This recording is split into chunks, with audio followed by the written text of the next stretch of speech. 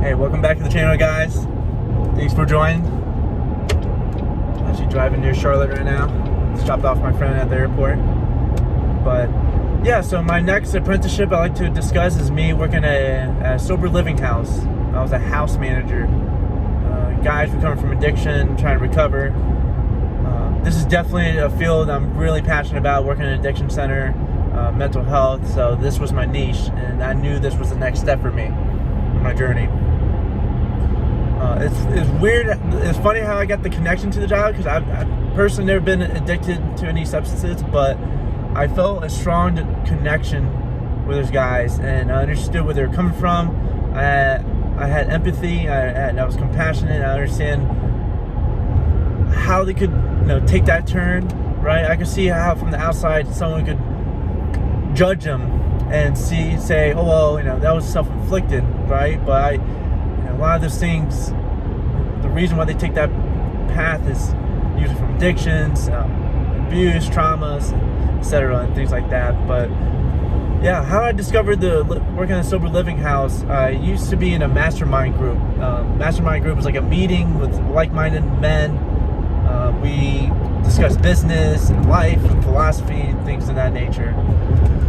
But one of those meetings, I expressed my interest of working at a mental health or sober living, something with addiction, and just by chance, a guy there at the meeting, he was able to help me get a connection to this sober house. So I ended up in the sober house. I spoke with the supervisors, told them who I was. I was letting them know I was coming in with the right mindset, and just letting them know, I wasn't like sketchy or anything. So they allowed me to, join their community, and I first volunteered. I just showed up like on Pizza Fridays and softballs on Mondays. And I was getting a feel for the community. I just wanted to see how they function in the sober living house, because that's business too, and you kind of see how everything's operated and organized. And really great experience. Really enjoyed my experience of working in the sober living house. What I would do personally, I would take them to AA meetings. Take them to do activities. I have to do errands. Make sure I take them to the stores. I make sure I give them the meds. I was always there for them. A few times, they would come and approach me and talk to me, and there's something that was in their mind. But a lot of worthy, wild experiences there. I could discuss one experience. It was almost like a crisis situation. One of the men came out breathing heavily. I'm like, oh, you good? What's up? And he didn't say anything to me, so I went inside, and I go to the kitchen, and this guy's face is all bloody. You can barely recognize this guy's face. And in my mind, I'm like, holy crap. And so I called my boss right away, told him what happened. The guy comes, my supervisor comes. So we're trying to de-escalate the whole situation, and apparently they got in a fist fight. One challenged the other, then the one got beaten down. So it was a very scary situation at that time. So I took the guy to the ER. The guy that I took the ER to, he didn't want to press any charges towards the other guy, because he said it was a fair fight. He knew what he was getting himself into. So I had to take him to the ER, and it would say unconventional day for me, I'll say. And I was in the ER with him until 11 p.m. That was definitely that's a good experience for me personally, right? Because now you understand how to handle situations, boundaries. Like, these are two grown men going at it, right? They're not playing. Like, one could freaking die. So if you have that in your mind, then now you're like really cautious how to approach things, and you're really methodical, right? And it comes down to critical thinking in a high pressure situation like that. So that was a really great experience.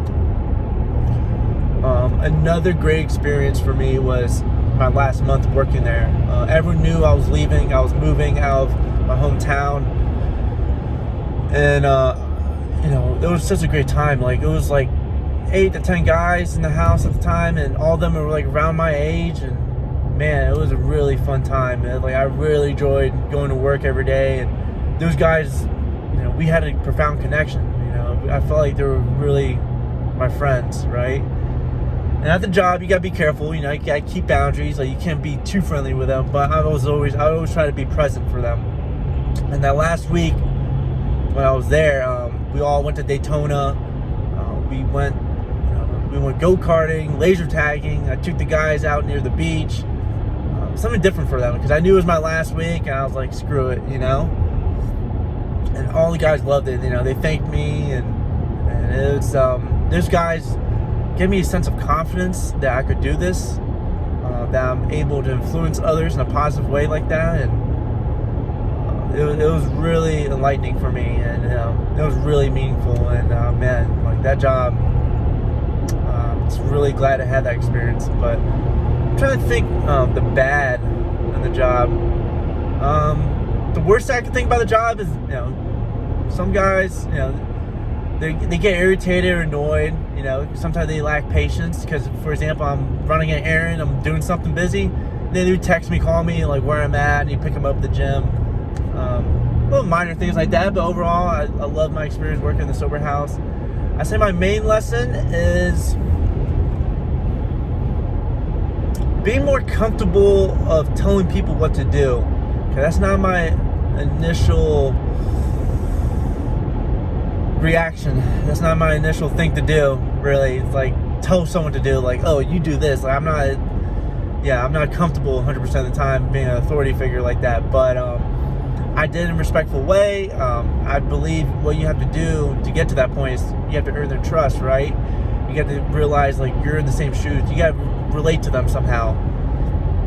And if you do that, everything will kind of work out on its own, and you just, politely tell them, oh, hey, Ronnie, can you please take out the trash for me by the end of the night? And you'd be cool with it. So not too many guys really challenged me through the time I worked there, but yeah, I think it helped me a lot to get used to that feeling of telling especially a man, what to do, and giving him orders, and they had to really, like, listen to me. So that was a unique feeling for me, and it made me more comfortable being more authoritative and being more confident in myself. So yeah, that job was really impactful for me, and definitely glad I chose that route and chose that job at that time. So thank you for listening.